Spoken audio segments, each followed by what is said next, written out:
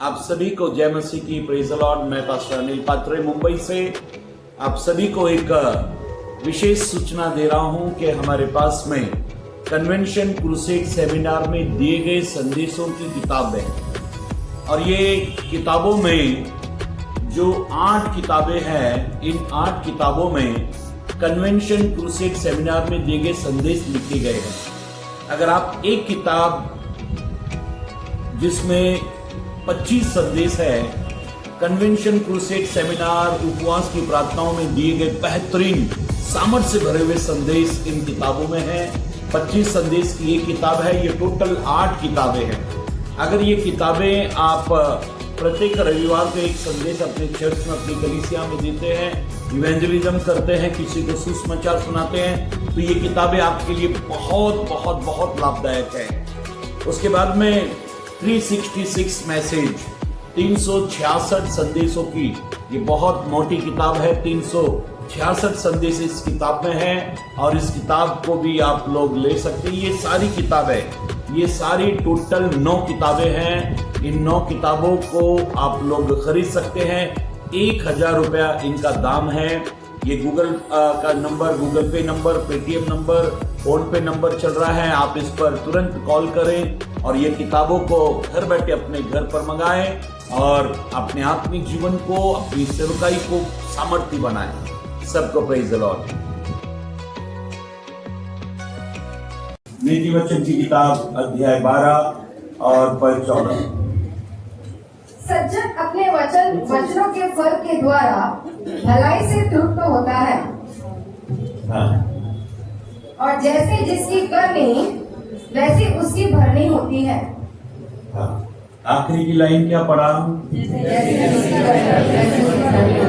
जैसे जिसकी, जोर से बोलो, जैसे जिसकी वैसे उसकी, हाँ, जैसे करनी वैसे भरनी। ये बहुत प्रसिद्ध वाक्य है। हर जबान को आपने ये कहते हुए सुना होगा कि जैसे करनी वैसे भरनी। एक बहुत ही प्रसिद्ध ये शब्द है जो पवित्र ग्रंथ बाइबल में आया है और पूरे संसार के लोगों ने इसको इस्तेमाल किया है। जैसे करनी करोगे वैसे तुमको भरनी देनी पड़ेगी। मेरी बहनों, मेरे भाइयों, पवित्र लोगों, इंसान जैसा करेगा वैसा उसको भरना पड़ेगा। कभी कभी हम भूल जाते हैं कि जो हमने किया है वो हमारे सामने कभी नहीं आएगा। इंग्लिश में एक पोइट्री है, जॉनी जॉनी यस पापा। उसका पापा उसको पूछता है, जॉनी जॉनी, तो बोलता है यस पापा। ईटिंग शुगर, क्या तुमने शक्कर को खाया? तो वो बोलता है नो पापा, नहीं खाया, क्योंकि शक्कर तो मुंह में, शक्कर तो दिखाई नहीं दे रही है। शक्कर तो मुंह में है, वो दिखाई नहीं दे रही। जब तक जो चीज पकड़ी नहीं जाती, जब तक जो चीज प्रकट नहीं हो जाती, तब तक हमको उस पर बहुत गर्व होता है। जब तक लक्षण, सबूत सामने नहीं आ जाते, तब तक हम बहुत अपने आप को शेर मार खा समझते हैं। जब तक एक व्यक्ति पकड़ा नहीं जाता, तब तक वो बहुत पवित्र या धर्मी बनता है। जब वो पकड़ा जाता है, तब ये पोइट्री उसी के ऊपर आ जाती है, Johnny Johnny yes papa, eating sugar, बोलते नो पापा, शक्कर खाई, बोले नो पापा, टेलिंग ए लाइन, नो पापा, क्या तुम झूठ बोल रहे हो? नो पापा। पापा बोलता है open your mouth, open your mouth, अपने मुंह को खोल। और जैसे मुंह खोला तो अंदर, ये मुंह को बंद करना तो इंसान के हाथ में है, लेकिन मुंह का खुलाना जो है वो परमेश्वर के हाथ में है। चिट्ठी तो आप डाल सकते हो, चिट्ठी तो आप डाल सकते हो अनेक नामों की, लेकिन वो चिट्ठी किसके नाम की खुलेगी, ये खुदा के हाथ में है। मेरी बहनों, मेरे भाइयों, परमेश्वर के लोगों, योना जिस पानी के जहाज में यात्रा कर रहा था, ये तकलीफ किसके कारण आई है? जब जहाज चल रहा है तो प्रचंड वायु आई, एक जोरदार हवा आई और सबकी जान जोखिम में हो गई। तब पता लगाने के लिए कि ये किसकी वजह से हुआ है, इसके पीछे जिम्मेदार कौन है, और जब ये पता लगाने के लिए चिट्ठी डाली गई तो चिट्ठी का डालना तो इंसान की ओर से है, लेकिन चिट्ठी का निकलना खुदा की ओर से है। जब चिट्ठी को खोला गया, एक चिट्ठी उठाई गई और जैसे उसको खोला गया उसमें नाम योना का था, जो आराम की नींद सो रहा है, जो किराया देकर अपनी मंजिल तक पहुंचना चाहता है। कुछ गलत करके कभी भी हम सुख या शांति का जीवन व्यतीत नहीं कर सकते। कुछ गलत करके कभी भी हमको सुकून नहीं मिलेगा। अगर हम ये सोचते हैं कि हमने कुछ कर दिया लेकिन किसी को मालूम नहीं पड़ा, तो हम ये सोचते हैं कि किसी को मालूम ही नहीं। परमेश्वर के लोगों, बाइबल में ऐसा लिखा है, एक पद को आप पढ़ लें, book of Galatians chapter 6 verse 7, गलातियों की पत्री 6 अध्याय और 7वां पद। गलातियों की पत्री अध्याय 6 और पद 7। धोखा ना खाओ, ऐसा लिखा है, धोखा ना खाओ, परमेश्वर ठट्टों में नहीं उड़ाया जाता। तुम धोखे में मत रहो, परमेश्वर ठट्टों में या मजाक में। जब भी हम परमेश्वर का मजाक उड़ाते हैं ना, जब भी हम किसी चीज को छुपा लेते हैं तो परमेश्वर का मजाक होता है। स्वर्गदूत जो भी हम कुछ कर रहे हैं ना, परमेश्वर के साथ में बैठकर वो उस चीज को देखते हैं। और जब भी हम कुछ करते हैं और उसको छुपा लेते हैं और फिर उस छुपी हुई चीज पर हम घमंड करते हैं, तब परमेश्वर बहुत नाराज होता है। शास्त्र में लिखा है, धोखा न खाना, परमेश्वर ठट्टों में नहीं उड़ाया जाता, क्योंकि मनुष्य जो कुछ बोलता है, मनुष्य जो कुछ भी बोलता है वही काटेगा। देखो बाइबल बार बार कहती है, जैसे करनी वैसे भरनी, जैसा बोगे वैसा। ये भी शब्द जो है वो बहुत प्रसिद्ध है, जो बोगे वो काटना पड़ेगा। ये भी शब्द बहुत प्रसिद्ध है, बहुत फेमस शब्द है ये। किसी ने बाइबल पढ़ी हो या ना पढ़ी हो, कोई परमेश्वर को जानता हो या ना जानता हो, लेकिन अगर वो इस बात को जानता है कि जैसा बोगे वैसा काटोगे, अगर तुमने जो बोया है वो तुमको काटना पड़ेगा, अगर वो ये बात को जानता है तो उसका न्याय होगा। पवित्र ग्रंथ बाइबल में पौलुस कहता है, तुमने जो बोया है ना वो तुमको काटना पड़ेगा। इसलिए परमेश्वर को मजाक में मत लो। जब भी कोई तुमसे कुछ पूछे, अगर तुम गलत हो लेकिन उस गलत को तुम बोल नहीं पा रहे हो, तो कम से कम खामोश हो जाना चाहिए। क्या हो जाना चाहिए? खामोश हो जाना चाहिए।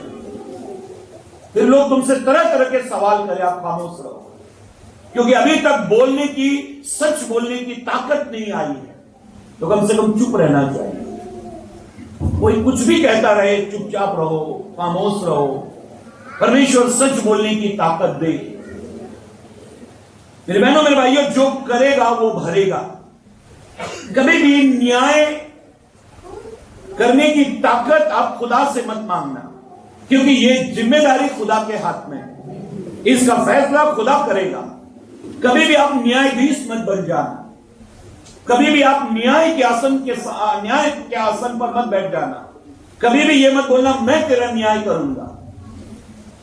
हर एक व्यक्ति का न्याय करने की ताकत केवल परमेश्वर के हाथ में है, और जब वो न्याय करे तो कौन उसके सामने खड़ा रह सकता है?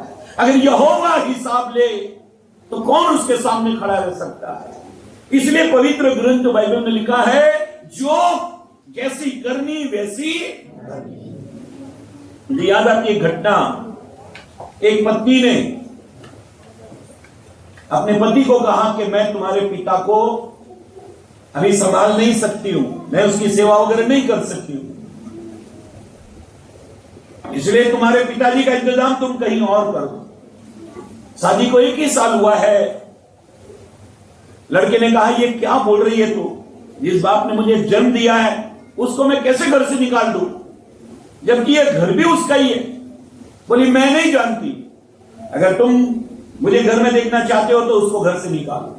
इसने उसको बहुत समझाया।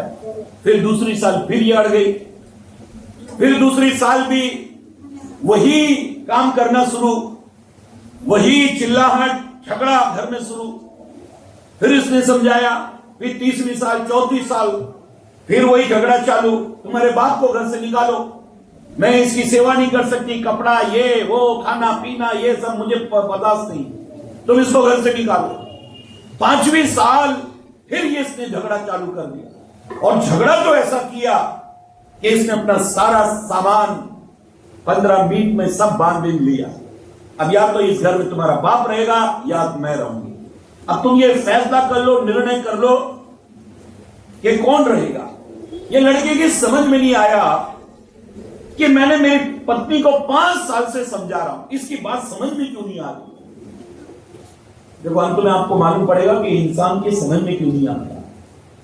इस घटना का जब मैं अंत करूंगा तो आपको समझ में आ जाएगा कि इंसान को बात समझ में क्यों नहीं आती। ध्यान से सुनो, 5 साल से मैं इसको समझा रहा हूं, ये अपने कमरे में चला गया, बहुत रोया और कहने लगा 5 साल हो गए मेरी पत्नी को मैं समझा समझा के थक गया, इसकी ये बात समझ में क्यों नहीं आ रही, जबकि ये पढ़ी लिखी है, समझदार है, लेकिन ये मेरे पिताजी को घर में क्यों नहीं देखना चाहती। इसकी समझ में नहीं आया। रात के 12 बज रहे थे, अपने पापा के घर में, अपने पापा के रूम में गया और कहने लगा पिताजी चलो मैं आपको घुमाने ले जाता हूं। पिताजी ने कहा इतनी रात को तू मुझे कहां ले जा रहा है। बोले चलो। चलते चलते चलते चलते बहुत दूर घर से निकल गए और एक सुनसान जगह पर लड़के ने अपने पिताजी के हाथ छोड़कर कहा, पिताजी बस आपका और मेरा सफर यहां तक था, मैं आपको छोड़कर जा रहा हूं। मेरे घर में ऐसा सा हो रहा है, मेरे परिवार में ऐसा सा हो रहा है, इसलिए मुझे या तो मेरी पत्नी को या आपको चुनना पड़ रहा है, इसलिए मेरा सफर आपके साथ यहां तक था। मैं मेरे परिवार में शांति चाहता हूं, मैं आपको छोड़कर जा रहा हूं। मेरी समझ में नहीं आया पिताजी कि आपने मेरे लिए सब कुछ किया, फिर भी मैंने ये निर्णय क्यों लिया, मेरी कुछ समझ में नहीं आया, मुझे माफ करना। और ऐसा कहकर वो जाने लगा। पिता ने कहा अगर तू मुझे थोड़ा भी प्यार करता है ना तो मेरे लिए एक काम और कर दे। बोला क्या? बोले यहां से 2 किलोमीटर और दूर वहां तू मुझे छोड़ दे। इसने कहा क्या फर्क पड़ता है, यहां छोड़ा या 2 किलोमीटर और आगे छोड़ा, क्या फर्क पड़ता है। ये बात कहने लगा कि नहीं बेटा, जैसी करनी वैसी भरनी, जो बोया है वो काटना पड़ेगा, तू मुझे 2 किलोमीटर और छोड़ दे। बोला ठीक है, ये 2 किलोमीटर और उसको वहां छोड़ दिया। जब ये लड़का बोलने लगा अब जाओ, तो बोला हाँ बेटा अब जाओ। सिंह बाप ये फिर मुड़ा और ये बाप को पूछने लगा ये यहां पर आपने मुझे छोड़ने के लिए क्यों कहा, यहां क्या खूबी है, क्या बात है जो आपने कहा 2 किलोमीटर और दूर छोड़ो। तब ये कहने लगा बेटा आज से 20 साल पहले मैंने भी मेरे बाप को यही छोड़ा था, ऐसे ही घर में ऐसा माहौल हुआ था और ऐसा ही माहौल हुआ और मुझे या तो मेरी पत्नी को चुनना है या तो मेरे बाप को चुनना है। जब ये हादसा मेरे जीवन में हुआ तो मैंने भी निर्णय लिया मैं मेरे बाप को छोड़ दूंगा। बेटा तू मुझे छोड़कर नहीं जा रहा, लेकिन मेरी करनी ने मुझे यहां छोड़ा है। मेरी जिंदगी में जो निर्णय मैंने लिया था ना उसने मुझे यहां छोड़ा है। मेरे बाप को आज से 20 साल पहले मैंने यहां छोड़ा था, जिसने मेरे लिए सब कुछ किया, मुझे जन्म दिया, मेरे भविष्य को, मेरे फ्यूचर को पढ़ाया लिखाया, कंपनी मेरे नाम की, घर मेरे नाम कर दिया, सब कुछ करने के बाद मेरे बाप को मैंने छोड़ दिया। आज वही हालात वही स्थिति मेरे सामने आ गए।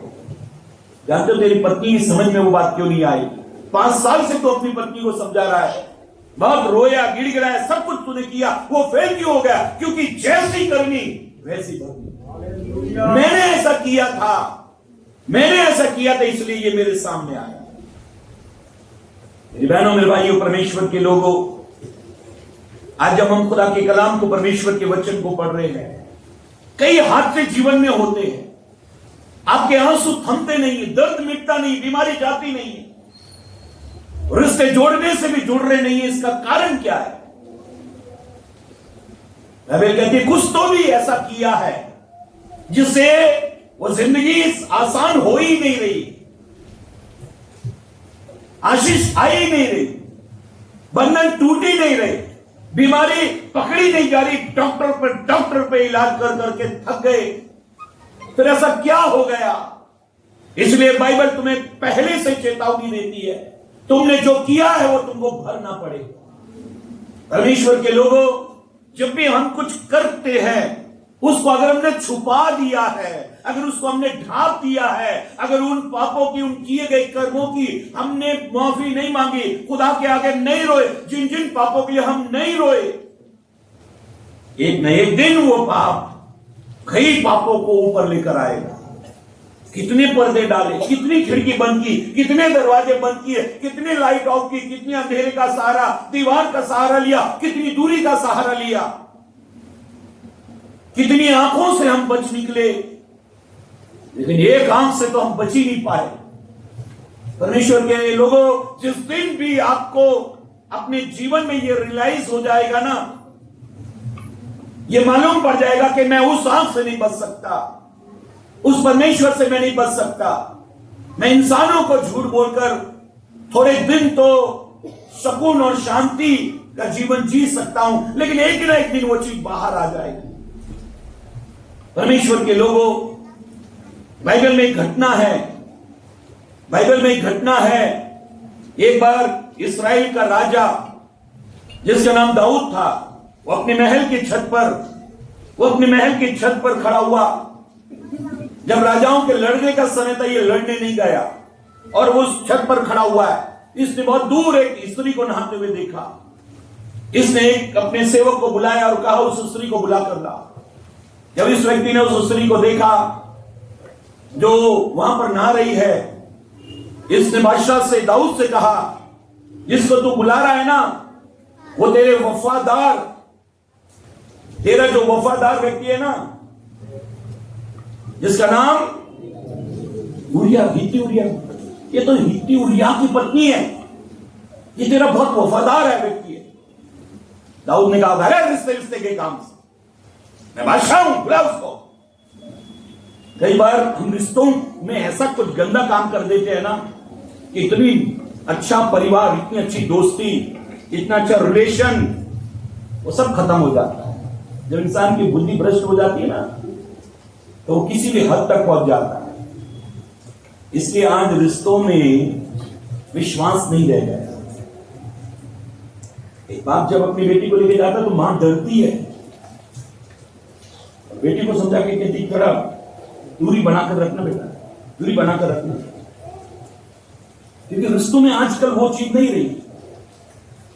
बाप के साथ तू एक्टिवा पे बैठेंगे, थोड़ा दूरी बनाकर रखना, थोड़ा दूरी बनाकर रखना। मां अगर ये कह देना तो समझ देना कि अभी बहुत ये गंदा माहौल होने वाला है। हालात, स्थिति, परिस्थितियां खराब होती जा रही, रिश्तों में दरार आ रही, रिश्तों में विश्वास नहीं रहा। बहनों, मेरे भाइयों, पवित्र लोगों, जब दाऊद को एक सेवक, एक नौकर समझा रही है, तो हित्ती उरिया की पत्नी तेरा वफादार नौकर है, इसने तेरे लिए बहुत लड़ाइयां लड़ी है। आज जो सिंहासन तक पहुंचा ना, उसमें कई हिस्सा इसका भी है। कई जो हमको उठाने वाले होते हैं ना, जो हमको सहायता देने वाले, आड़े वक्त में जो हमारे लिए खड़े रहने वाले ना, कभी कभी हम उनके साथ में भी गद्दारी करते हैं, कभी कभी हम उनको भी जलील कर देते हैं,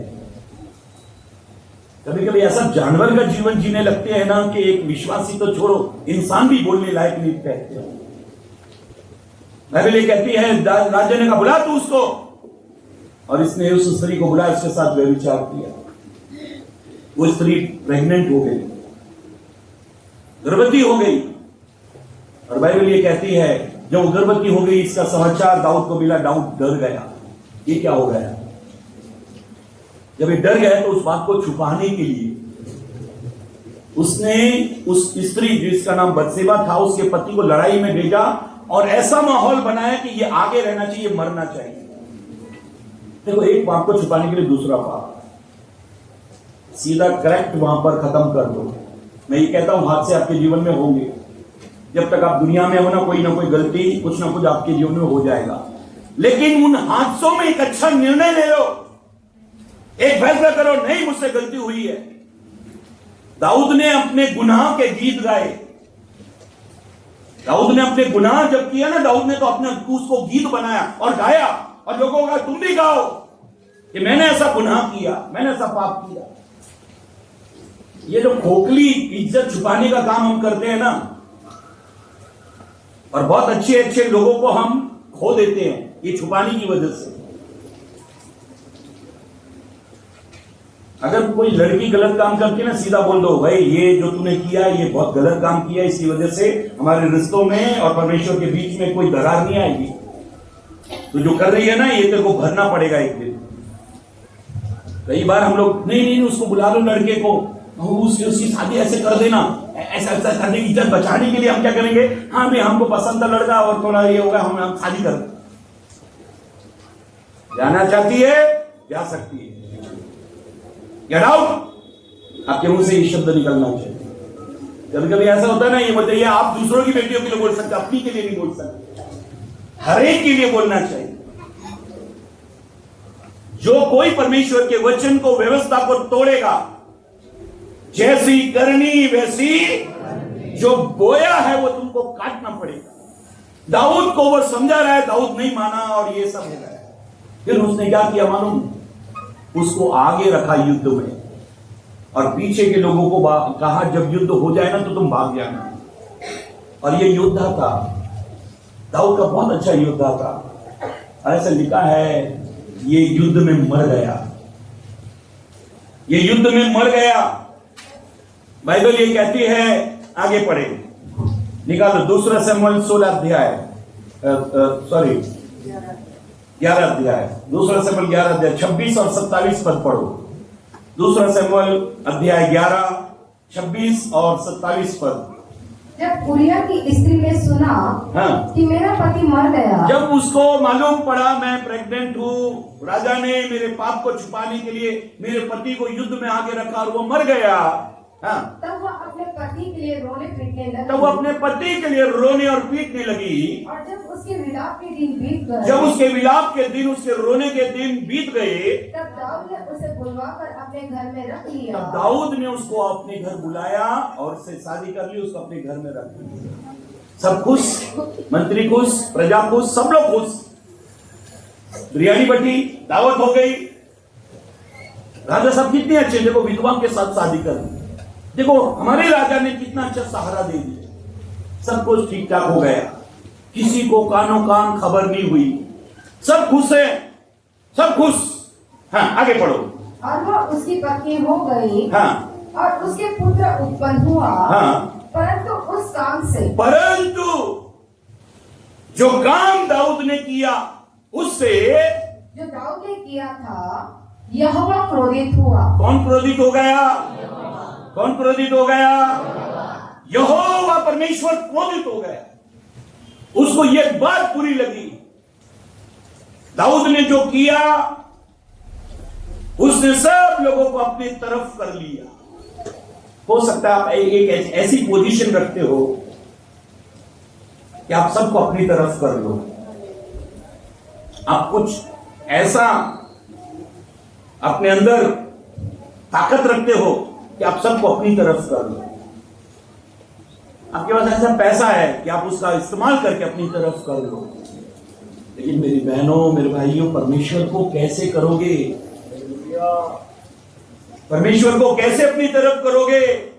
सब किसी ने भी ऑब्जेक्शन नहीं लिया, दाऊद के ऊपर उंगली किसी ने नहीं उठाई, लेकिन इस बात से जो दाऊद ने किया परमेश्वर क्रोधित हो गया।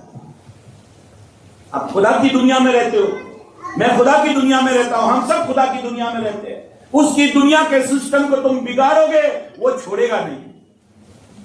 बाइबल कहती है खुदा नाराज हो गया, उसको गुस्सा आ गया। जो लड़का हुआ बत्शेबा से, जो दाऊद को बेटा हुआ, वो बीमार हुआ, राजा है। एक बार राजा दाऊद संदूक को लेने के लिए कितने लोगों को लेकर गया? 30,000 योद्धाओं को लेकर गया, सिलेक्टेड चुने हुए लोगों को, तमाम बुद्धिजीवी लोगों को लेकर गया। जब वो संदूक लेने गया तो बाइबल ये कहती है कि जिनको लेकर जाना चाहिए था ना, उनको नहीं लेकर गया। और इसलिए जब संदूक बैलगाड़ी पर रखा और वो सिर का, और एक ने उसको हाथ लगाया, खुदा ने उसको वहीं मार दिया। जिनको लेकर जाना चाहिए था, जो तुमको रास्ता दिखा सकते थे, तुमने उनको तो लिया ही नहीं। जो तुमको ठीक कर सकते थे ना, जो तुम्हारा करेक्शन कर सकते थे, तुमने उनको तो बुलाया ही नहीं। जो तुम्हारी गलती बता सकते थे, उनको तो तुमने बुलाया नहीं। ये देखकर दाऊद डर गया, सारा प्रोग्राम खराब हो गया। सबने कहा वो उजा तो कितना अच्छा काम कर रहा था, वो संदूक सरक रहा था, उसको उसने हाथ लगाया, उसको रोका, फिर खुदा ने उसको क्यों मारा? सबसे पहले गलती दाऊद की है। दाऊद को सबसे पहले खुदा के लोगों को बुलाकर बिठाकर ये कहना चाहिए था कि हम ऐसा ऐसा काम करने जा रहे हैं, यरूशलेम में खुदा का उस संदूक को लेने जा रहे हैं। परमेश्वर के लोगों, पवित्र ग्रंथ बाइबल में जब दाऊद ने ऐसा किया तो खुदा नाराज हो गया। कभी कभी हम बहुत अच्छा काम करते रहते हैं, लेकिन सिस्टम से नहीं करते, खुदा नाराज हो जाता है। कभी कभी कुछ ऐसा कर बैठते हैं कि खुदा नाराज हो जाता है। और पवित्र ग्रंथ बाइबल में, परमेश्वर के कलाम में हम ऐसा पढ़ते हैं कि जैसी करनी वैसी। बाइबल में ऐसा लिखा है, एक पद को पढ़ लेंगे, यशायाह नबी की किताब 3 अध्याय,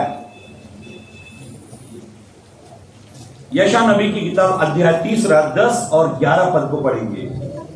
book of Isaiah chapter 3 verse 10 and 11। धर्मियों से कहो, धर्मियों से कहो कि उनका भला होगा, धर्मियों से कहो उनका भला होगा, क्योंकि वे अपने कामों का फल प्राप्त करेंगे। धर्मियों से कहो उनका भला होगा, क्योंकि वे अपने कामों का फल प्राप्त करेंगे।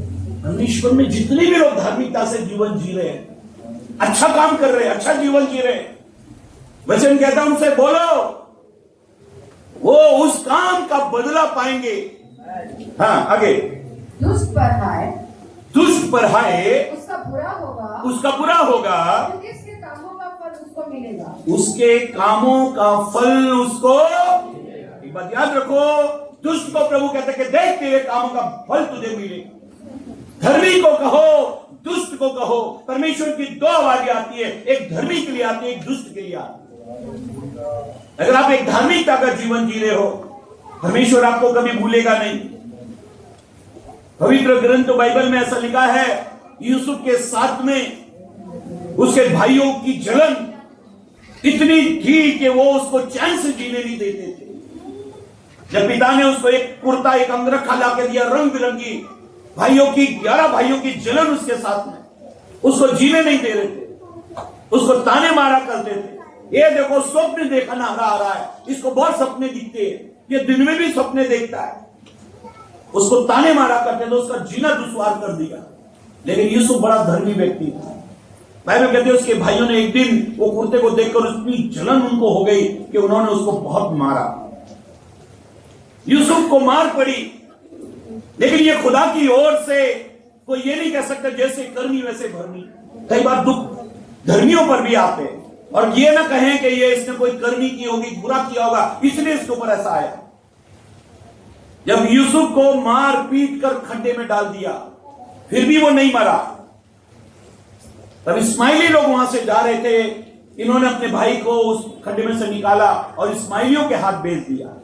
ये इस्माइलियों ने पोतीपर को, जो मिस्र का गुलामों को खरीदा करता था, वो उसने यूसुफ को खरीद लिया और उसने अपने घर में इस गुलाम को नौकरी दे दी। पोतीपर की पत्नी ने गलत इल्जाम लगाकर इसको फिर जेल पहुंचा दिया। यूसुफ के जीवन में बहुत तकलीफ आ रही थी, भाइयों की जलन, भाइयों का ताना, खड्डे का जीवन, फिर गुलाम का जीवन, गुलाम से जेल का जीवन। और जब वो जेल में रहा तो परमेश्वर ने जेल से सीधा सिंहासन पर पहुंचाया, महल में पहुंचा दिया। धर्मियों को कहो कि उनके कामों का बदला परमेश्वर उनको जरूर देगा। अगर आप एक धार्मिकता का जीवन जी रहे हो, यहां पर आकर आराधना, स्तुति, प्रार्थना करके वापस घर में जाकर उन वचनों को फिर से मनन करना, फिर दुआ करना, घुटनों के बल आना, अपने परिवार में अपने बच्चों को आशीष देना। बाइबल ये कहती है कि दाऊद अपने परिवार को आशीर्वाद देने के लिए लौटा। घर के जितने बुजुर्ग हैं वो अपने बच्चों को आशीर्वाद दिया करें, सुबह उठते ही उनको आशीर्वाद दिया करें, बेटा तू आशीषित रहे, बेटी तू आशीषित रहे। कभी कभी हम बच्चों को बोले शैतान इधर आ, उनको गलत ये सब बोल बोलकर उनको पुकारते हैं। एक बच्चे को आप 10 बार बोलो कि ये बहुत गाली देता है, तो उस दिन उसका नहीं, उसने फास्टिंग भी रखा है ना गाली ना देने का, तो भी वो फास्टिंग तोड़ देगा, लेकिन आपकी इच्छा पूरी करने के लिए वो जरूर गाली बक देगा। हमारे पास डॉग है, जिस दिन हम लोग बात कर रहे थे इसके बारे में, ये किसी को अभी बहुत दिन हो गए काटता वाटता नहीं है, बहुत सुधर गया लगता, बहुत अच्छा होगा। जिस दिन हम लोग बात करते हैं उसी दिन वो अपना रूप दिखाता है। जब हम बात कर रहे थे ये किसी को काटता नहीं, बहुत अच्छा है, अभी कितने दिन हो गए ये किसी को काटता नहीं, उसी दिन हमारा वाटर फिल्टर को रिपेयर करने के लिए वो एक व्यक्ति आया, अचानक दरवाजा खुल गया, वो मेरे पास ना हॉल में बैठा हुआ था, ये जैक आया, देखा उधर बैठ गया, फिर वो बिल वगैरह बनाया, उसने वो दिया, मैं उसको देख रहा हूं और ये व्यक्ति अचानक उठ गया। जैसे उठ के खड़ा हो गया तो जैक ने एकदम जंप किया और उसको यहाँ पकड़ लिया। वो चिल्लाया और मैंने उसको क्या कुछ चिल्लाया। पहली बार उसने ऐसे ही एकदम से छोड़ दिया, नहीं तो कभी छोड़ता नहीं, एक बार पकड़ लिया तो फिर घंटों लगते छोड़ाने के, और उसने एकदम छोड़ दिया और मैंने इसको अंदर लेके जाओ बोले, ऐसा करके लेके गया। फिर उसने बोला सर पैंट उतार के देखूं क्या, मेरे बहुत दर्द हो रहा है। मैंने हाँ देखो, उसने पैंट उतारी, देखा सर ये लाल लाल हो गया पूरा ये सब। मैंने कुछ नहीं है, उसको तो इंजेक्शन वगैरह, आप भी टीटी का इंजेक्शन लगा लेंगे, बोले ठीक है। फिर वो गया 1 घंटे बाद, फिर उसने मुझे फोन किया, सर मेरे को बहुत दर्द हो रहा है। मैंने हाँ दर्द होगा क्योंकि काटा है ना, तो आप कोई ऐसा वो हुआ नहीं, आपको जख्म वगैरह कुछ नहीं हुआ, लेकिन वो जीन्स का पैंट आपने पहन के रखा है, फिर आपने वो अंदर वो निकर चड्डी पहन के रखा है, इसलिए वो दांत बराबर लगा नहीं उसका, और उसने ताबड़तोड़ छोड़ दिया, नहीं तो उसका पकड़ा हुआ कोई चोट वो छोड़ता नहीं। बोला सर कुछ होगा तो नहीं ना, मैंने आप टीटी का इंजेक्शन लगा था, डॉक्टर तो इंजेक्शन वगैरह सब लगेंगे। जिस दिन हमने ये कहा ना कि ये किसी को काट नहीं रहा है, बहुत दिन हो गए, तो वो वैसा करने लगा। आप अपने परिवार के लिए जैसा बोलोगे ना वो वैसा करेगा। जब दाऊद आशीर्वाद देने के लिए आ रहा था ना, तब दाऊद की पत्नी मीकल वो इतना दाऊद को गलत बोलने लगी, जबकि वो आशीर्वाद देने आ रहा है, अपने परिवार को आशीष देने आ रहा है, इतना गलत बोलने लगी। और इसलिए ऐसा लिखा है कि मीकल जो थी दाऊद की पत्नी थी, वो मरते दम तक बांझ गई, उसको आशीष नहीं मिली। जब कोई आपको आशीष देने आ रहा है तो आप उसको गलत मत बोलो। दाऊद आशीष देने आ रहा अपने घराने को और वो उसको गलत बोले, तू गलत आराधना करता है, तूने कपड़े उतार दिए, ऐसा हो गया, ये हो गया, तो तुच्छ बन गया, नीच की तरह तूने आराधना की, ये वो सब किया, उसको इतना बेइज्जत किया। तब खुदा को गुस्सा आ गया, क्योंकि दाऊद अपने दिल से खुदा की प्रस्तुति कर रहा था। परमेश्वर के लोगों में, मेरे पॉइंट से हटना नहीं चाहता, लेकिन मैं आपको सीधा बताना चाहता हूं कि अपने लोगों के बीच में जो धर्मी होते हैं ना, खुदा उनको कहते हैं कि धर्मियों को कहो, वो अपना प्रतिफल जरूर पाएंगे, लेकिन दुष्ट जो है, जो दुष्टता कर रहा है, वो भी उसको बदला मिलेगा। बाइबल ये कहती है, खुदा का कलाम, खुदा का वचन ये कहता है, एक पद और पढ़ लेंगे, 2 शमूएल 16 अध्याय और 5 से पढ़ेंगे। 2 शमूएल 16 अध्याय और 5 से पढ़ो। जब दाऊद राजा बहूरीम तक पहुंचा, तब शाऊल का एक कुटुंबी वहां से निकला, वह गेरा का पुत्र शिमी था। वह पहुंचता हुआ चला आया, वह दाऊद पर और दाऊद के राजा के सब कर्मचारियों पर पत्थर फेंकने लगा, और शूरवीरों समेत सब लोग उसकी दाहिनी बाईं दोनों ओर थे। दाऊद के ऊपर कोई मिट्टी पत्थर फेंक रहा है, और दाऊद के सूरवीर, दाऊद के सैनिक जो बहुत सूरवीर है, वो लोग जो हैं वो दाऊद के साथ में हैं। देखो, एक बादशाह अगर अपनी पूरी फौज के साथ में और उसके ऊपर कोई मट्टी फेंके, धूल फेंके और उसको कोस से उसको गाली दे, वो बर्दाश्त करेगा? वो कभी नहीं बर्दाश्त करेगा।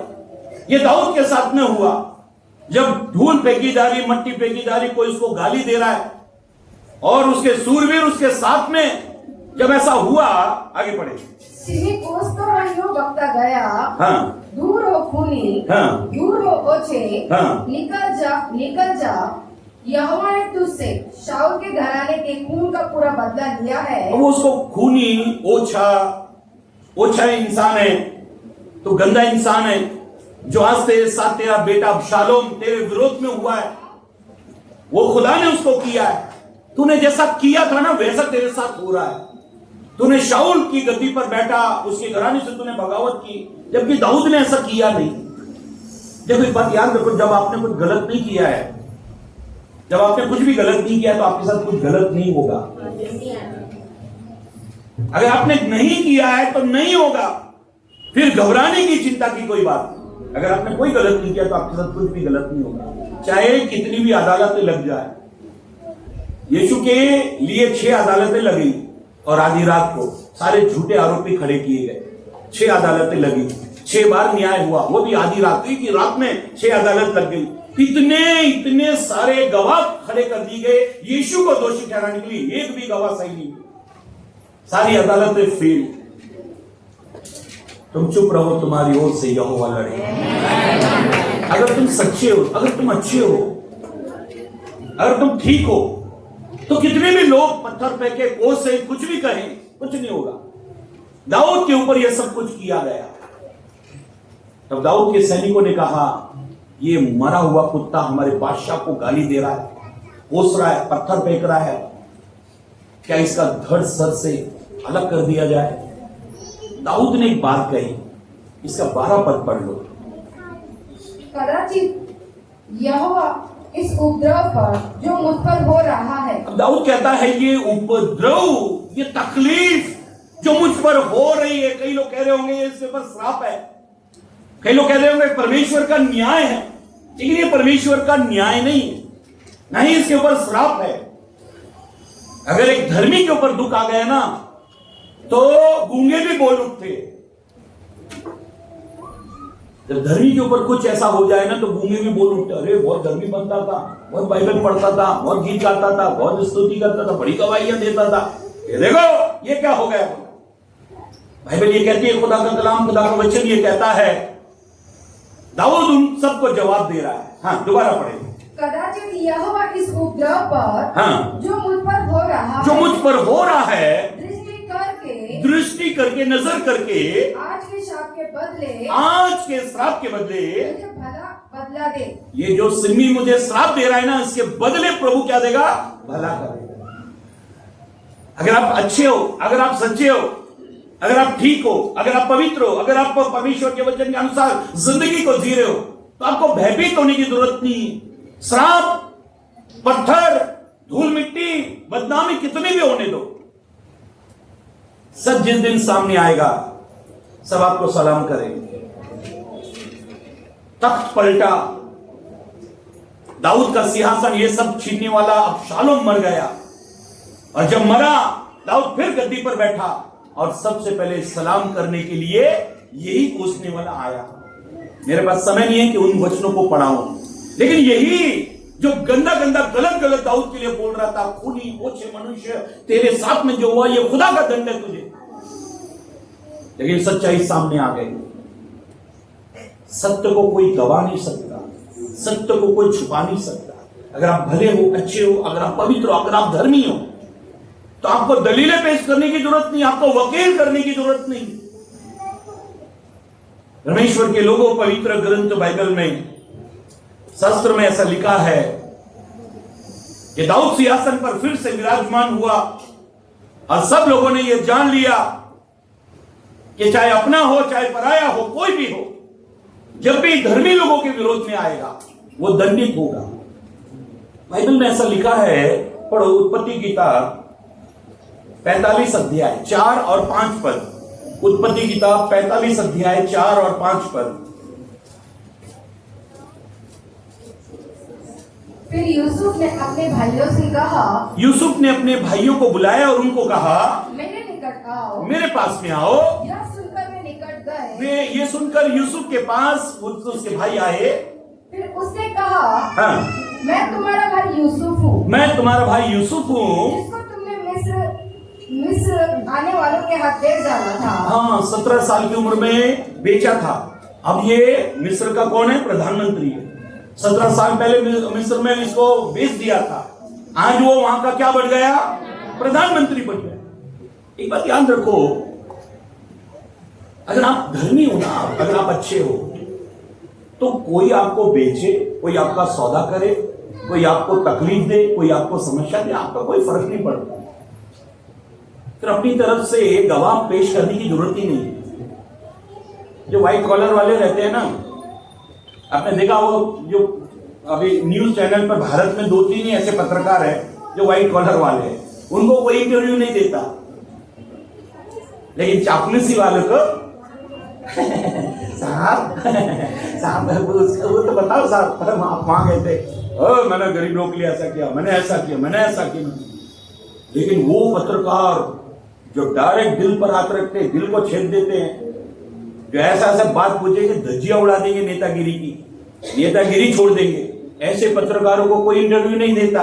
सिलेक्टेड लोगों को बुलाते, जो हमारी बिरयानी खा के पले पड़े हुए, ऐसे लोगों को बुलाओ, चलो बैठ जाओ, हाँ जो मैंने दिया याद कर लिया, वही सवाल करना, दूसरा कुछ किया तो चप्पल से मार पड़ेगी। नहीं साहब, वो सच्चे पत्रकारों का आजकल आज तक कोई सामना नहीं कर पाया।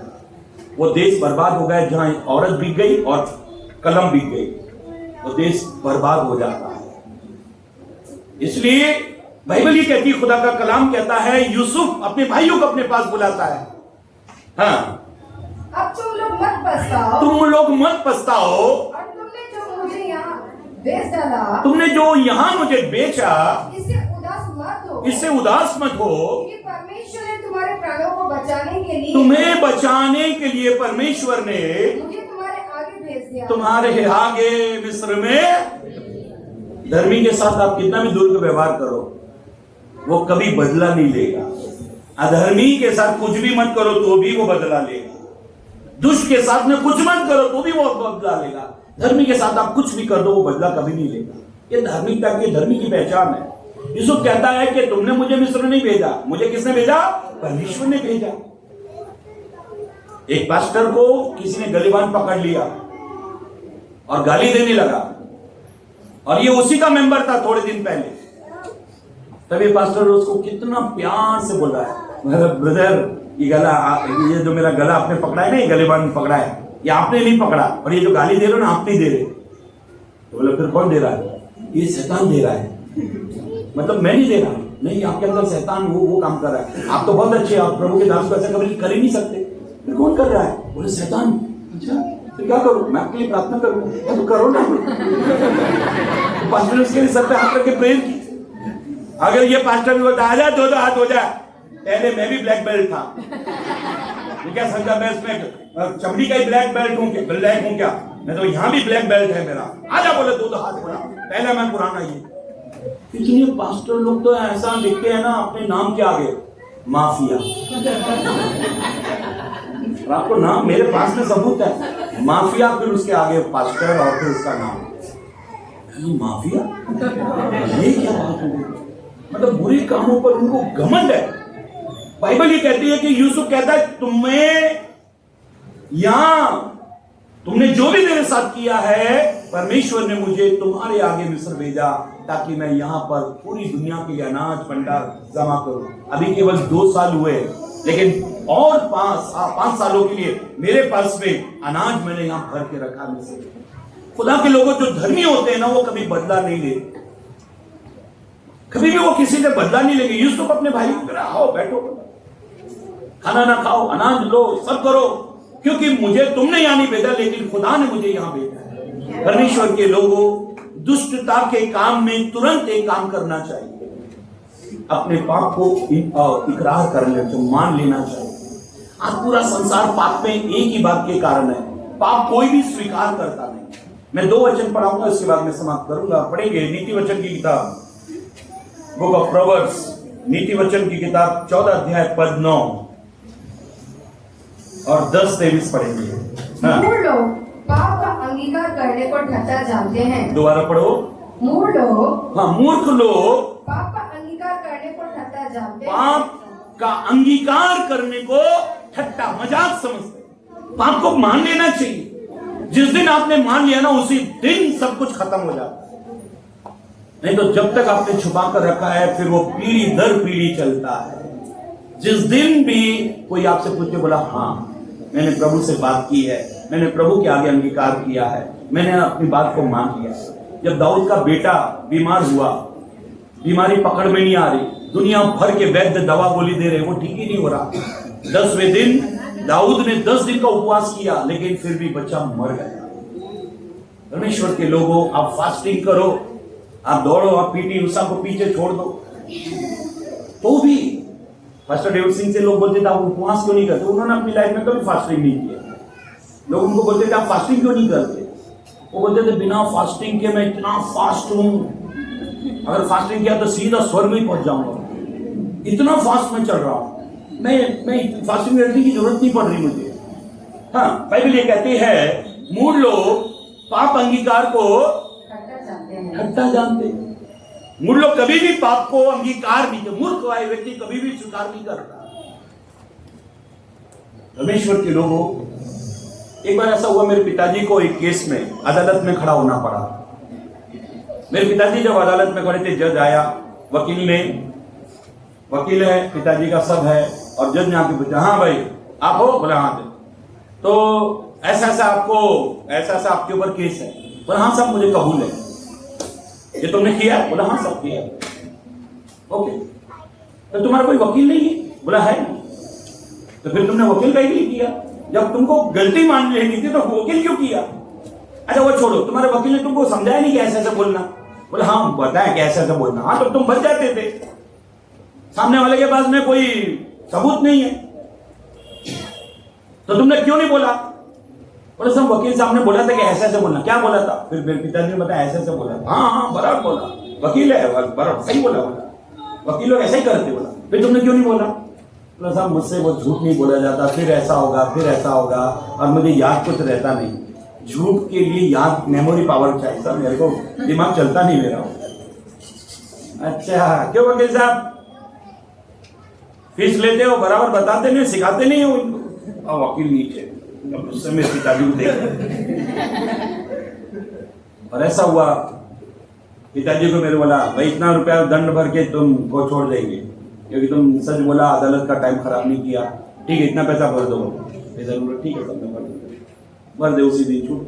वकील बाहर इंतजार कर रहा है, क्या है तो मैं डांटू। मेरे पिताजी रुको रुको रुको रुको, तो बोले मैंने तो आपकी फीस दे दी। नहीं वो फीस की बात छोड़ो, तुमने मेरे बेइज्जत किया, मेरे बेइज्जत किया। बोले साहब सच से आपकी बेइज्जती कैसे होगी साहब? है नहीं, मैंने तुमको इतना झूठ बताया, तुम सच बोलते हो? और सब लोग वहां सुन रहे हैं, झूठा आदमी बेइज्जती कर रहा है सच्चे आदमी की। आज की दुनिया में यही हो रहा है, झूठा आदमी सच्चे आदमी की बेइज्जती कर रहा है, और सच्चा आदमी चुपचाप खड़ा। हाँ 10वां अध्याय निकाल लो 23 पर। मूर्ख को तो महापाप करना हंसी की बात जान पड़ती है। मूर्ख को महापाप करना, वो नहीं जानता कि इसका न्याय होगा, इस चीज से ही इस चीज का हिसाब लिया जाएगा। मूर्ख को महापाप करना हंसी की बात समझ लिया। बार बार यीशु ने चेतावनी दी यहूदा इस्करियोती को। जब आखिरी वक्त प्रभु बोध ले रहा है, तब यीशु ने कहा तुम में से एक है जो मुझे पकड़वाएगा। तो चेलों ने कहा वो कौन है? यीशु ने कहा वो जो मेरे साथ में इस रोटी में तोड़ रहा है और मेरे प्याले से ले रहा है। अब यहूदा इस्करियोती को तुरंत वहां पर क्षमा मांग लेनी चाहिए, उसको रोना चाहिए। पतरस को कहा आज रात मुर्गे के बांग देने से पहले 3 बार तू मेरा इनकार करेगा। पतरस को वहीं अपने पापों को कन्फेस करना चाहिए। इंसान पापों को मानता नहीं है, ढील पर ढील दिए जाता है, और जितनी आसमान में पतंग जाएगी उतना उसको खींचकर वापस लपेटना मुश्किल हो जाएगा। जिस रास्ते पर आप चल रहे हो, अगर बहुत दूरी आपने तय कर लिए तो लौटना उतना ही मुश्किल हो जाएगा। क्यों ना यू टर्न ले लें। आज भी परमेश्वर पुकार रहा है, आज भी परमेश्वर कहता है ज्यादा दूर मत जा बेटे, तेरा लौटना दुर्भाग्य हो जाएगा। और इसलिए बाइबल ये कहती है, खुदा का कलाम, खुदा का वचन ये कहता है बुरे काम की दंड की आज्ञा, सबोपदेश 8:11 में लिखा है। परमेश्वर तुरंत नहीं देता, इसलिए लोगों का मन पाप करने से। मेरे जीवन में मैंने जब भी कुछ गलत किया, मैंने कभी किसी को नहीं बताया, लेकिन तौबा मैंने जरूर की। मैं खुदा के आगे रोया। मैंने जिसके साथ गलत किया, मैंने उसको भी जाके कुछ नहीं कहा। मैंने उसको भी कुछ नहीं कहा, कभी मैंने कुछ नहीं कहा उसको जाके मुझे माफ कर दे, ऐसा कर दे, क्योंकि वो बात और बढ़ जाएगी। लेकिन मैं खुदा के आगे बहुत रोया कि प्रभु मुझसे ऐसा ऐसा गलती हो गई। और प्रभु ने क्या किया, दोनों के मन को बदल दिया। परमेश्वर के लोगों, जब भी जीवन में आपसे कुछ ऐसा हो जाए तो शैतान कहेगा जा तू वहां वापस जा, उसको ऐसा बोल, ऐसा कर, उसको मना ले, ऐसा कर। जब भी ऐसा करने जाओगे और गड़बड़ हो जाएगी। कुछ पापों से दूरी बनाए रखना बहुत जरूरी होता है। परमेश्वर के लोगों, बाइबल कहती है जैसे करनी वैसे। आइए अपनी आंखों बंद करें, दुआ करें। Thank you Lord Jesus, Lord we worship you. धन्यवाद यीशु राजा। Hallelujah, hallelujah, hallelujah, hallelujah. Glory to God Jesus. धन्यवाद यीशु राजा। तेरे पाप धुल सकेंगे आज ही मसीह के द्वारा। तेरे